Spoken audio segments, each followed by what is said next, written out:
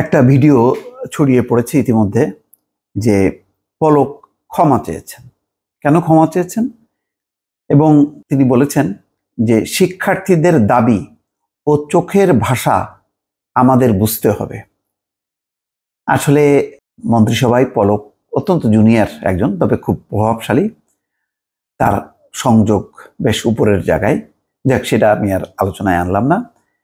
কিন্তু এই যে বললেন যে শিক্ষার্থীদের দাবি ও চোখের ভাষা আমাদের বুঝতে হবে, হ্যাঁ, এটা কিন্তু খুব যৌক্তিক কথা, এটা বুঝতে পারেনি। এবং তিনি যখন বুঝতে পেরেছেন এবং বলছেন বুঝতে হবে, সরকারের অনেকেই কিন্তু হয়তো এখন বুঝতে পারছে, কিন্তু অনেক দেরি হয়ে গেছে।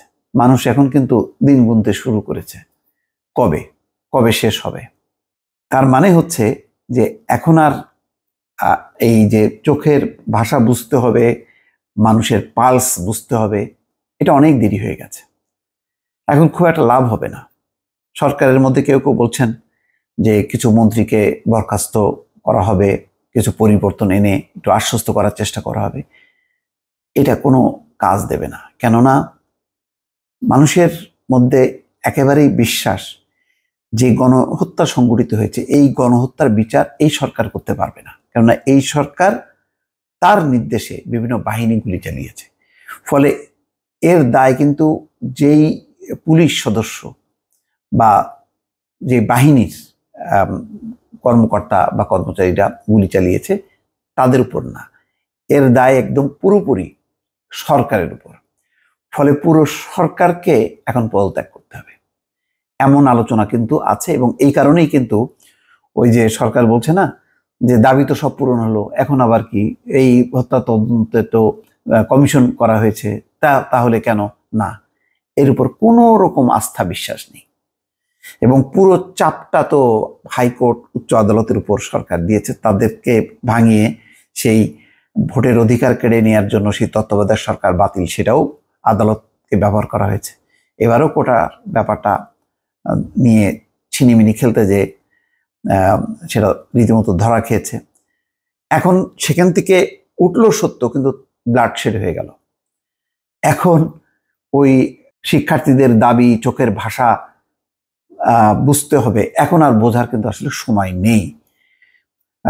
তারপরও জুনায়েদ আহমেদ পলক বলতে গেলে প্রথম যে অন্তত এই কথাটা আনলেন এবং বলছেন যে এই ব্যর্থতার জন্য প্রধানমন্ত্রী শেখ হাসিনা যে শাস্তি দেবেন তা মাথা পেতে নিতেও তিনি প্রস্তুত আছেন। কেন? যে সামাজিক যোগাযোগ মাধ্যমে অপপ্রচার বন্ধে ব্যর্থতা ও ইন্টারনেট সেবা ব্যাহত হওয়ার সব দায়ভার নিয়ে প্রকাশ্যে ক্ষমা চাইলেন জুনায়েদ আহমেদ পলক। প্রধানমন্ত্রী যে শাস্তি দেবেন, তাহলে প্রধানমন্ত্রী তাকে শাস্তি দেবেন এমন কোনো কি ইঙ্গিত পেয়েছে? সেই জন্যই কি এটা বলছে? তো এটা তো জুনায়েদ আহমেদ পলক কি করবেন? জুনায়েদ আহমেদ পলককে যে নির্দেশ দেওয়া হয়েছে সেই অনুযায়ী সে কাজ করেছে। সে কি নিজের দায়িত্ব থেকে কাজ করেছে? কেউ করেনি।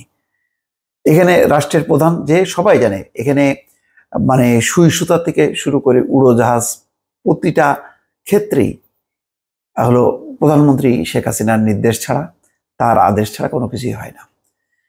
তো নাটোরের সিংড়ায় নিজের বাসায় জাতীয় শোক দিবস উপলক্ষে আয়োজিত এক আলোচনা সভায় তিনি দোয়া অনুষ্ঠানে এই ক্ষমা প্রার্থনা করেন।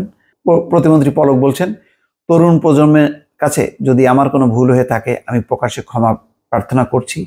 ইন্টারনেট ব্যাহত হওয়া ও সামাজিক মাধ্যমে গুজব প্রতিরোধে ব্যর্থ হওয়ার দায় আমি নিজের কাঁধে তুলে নিচ্ছি।